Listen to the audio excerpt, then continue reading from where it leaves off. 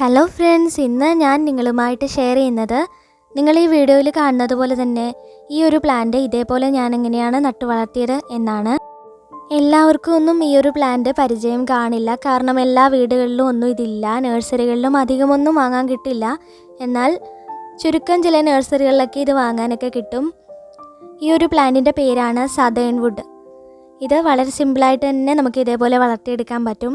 നമ്മുടെ ഗാർഡൻ എപ്പോഴും ഒരു എടുപ്പായിരിക്കും. ഈ പ്ലാന്റ് നിൽക്കുമ്പം നല്ല പച്ചപ്പായിരിക്കും. നല്ലൊരു ഗ്രീൻ കളറിലുള്ള പ്ലാന്റാണിത്.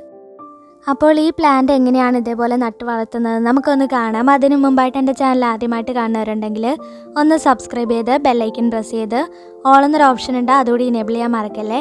നിങ്ങൾക്ക് ഈ വീഡിയോ യൂസ്ഫുൾ ആയെന്നുണ്ടെങ്കിൽ മറക്കാതെ ഒരു ലൈക്ക് ഇട്ട് തരണേ. നമുക്കിപ്പോൾ ഏത് ഷേപ്പിൽ വേണമെങ്കിലും കട്ട് ചെയ്താൽ ആ ഒരു ഷേപ്പിൽ തന്നെ വളർന്നു വരുന്ന ഒരു പ്ലാന്റാണ് ഇത്. ഞാനിപ്പോൾ ഒരു റൗണ്ട് ഷേപ്പിലാണ് കട്ട് ചെയ്ത് വളർത്തിയിരിക്കുന്നത്.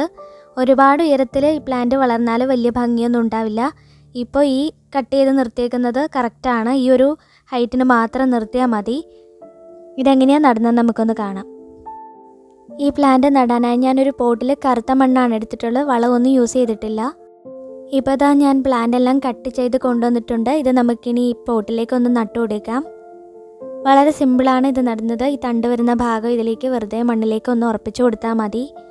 പിന്നെ കുറച്ച് ദിവസം കഴിയുമ്പോൾ അതിൽ വേരൊക്കെ വരാൻ തുടങ്ങും. നന്നായിട്ട് വളർന്നു വരും. വളരെ പെട്ടെന്നായിരിക്കും ഇതിൻ്റെ വളർച്ച. ഒരുപാട് ദിവസം ഒന്നും വേണ്ട. ഇപ്പം എന്താ എല്ലാം ഒന്ന് നട്ടു കൊടുത്തിട്ടുണ്ട്. ഇനി നമുക്ക് തണുപ്പത്ത് എവിടെയെങ്കിലും വെക്കാം. എന്നിട്ട് വെള്ളം 2 നേരം ഒഴിച്ചു കൊടുക്കണം. ഇപ്പോൾ ഇതാ 15 ദിവസത്തിന് ശേഷമുള്ള ഒരു റിസൾട്ടാണ് നിങ്ങൾ കാണുന്നത്. നമ്മൾ നടുന്ന സമയത്ത് തണലത്ത് വെക്കണം. അതിനുശേഷം കുറച്ചൊന്ന് വളർന്നു വന്ന് തുടങ്ങിക്കഴിഞ്ഞാൽ പിന്നെ നമുക്കിത് വെയിലത്ത് തന്നെ വെക്കാം. 15 ദിവസം ആയപ്പോഴേക്ക് ഇത്രയും വളർന്ന് നല്ല തിക്കായിട്ട് വന്നിട്ടുണ്ട്.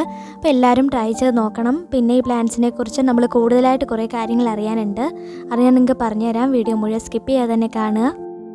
ഇത്രയും പെട്ടെന്ന് ഇത്രയും നല്ല തിക്കായിട്ട് വളരുന്നൊരു പ്ലാന്റ് വേറെ കാണത്തില്ല. അത്രയ്ക്കും നല്ല എഫക്റ്റീവായിട്ടുള്ള ഒരു പ്ലാന്റാണ്. ഇതിനൊരു വളവും ഇല്ലാതെ തന്നെ ഈ പ്ലാന്റ് ഇത്ര നന്നായിട്ട് വളർന്നു വരുന്നുണ്ട്.